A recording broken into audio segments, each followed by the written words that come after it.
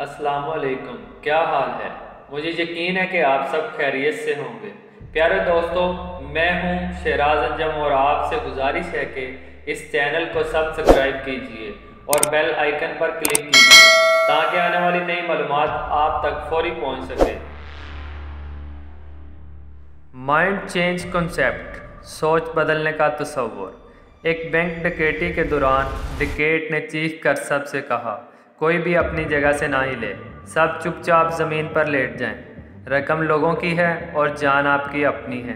सब चुपचाप ज़मीन पर लेट गए, कोई अपनी जगह से नहीं हिला। इसे कहते हैं माइंड चेंज कॉन्सेप्ट, सोच बदलने का तसव्वुर। डकैती के बाद घर वापस आए तो MBA पास नौजवान डकैत ने प्राइमरी पास बूढ़े डकैत से कहा, चलो रकम गिनते हैं। बूढ़ा डकैत ये सुनकर हैरान हो गया। उसने कहा, तुम पागल हो गए हो क्या? इतने ज़्यादा नोट कौन गिने? रात को खबरों में सुन लेना कि हम कितना माल लूट कर लाए हैं। इसे कहते हैं तजर्बा, जो एक बूढ़े डकैत के पास था। दूसरी जानिब जब डाकू बैंक से चले गए तो मैनेजर ने सुपरवाइज़र से कहा कि पुलिस को फ़ोन करो।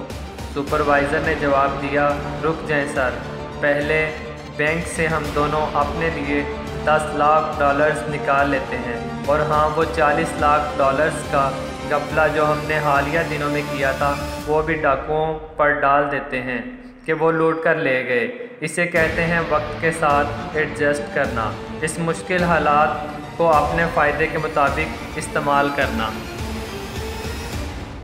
मैनेजर हंस कर बोला, हर महीने एक डकैती होनी चाहिए। इसे कहते हैं बोरियत ख़त्म करना, क्योंकि ज़ाती मफाद और खुशी जॉब से ज़्यादा अहम होते हैं। अगले दिन अखबारात और TV पर खबर थी कि डाकू बैंक से $100 मिलियन लूट कर फ़रार हो गए हैं।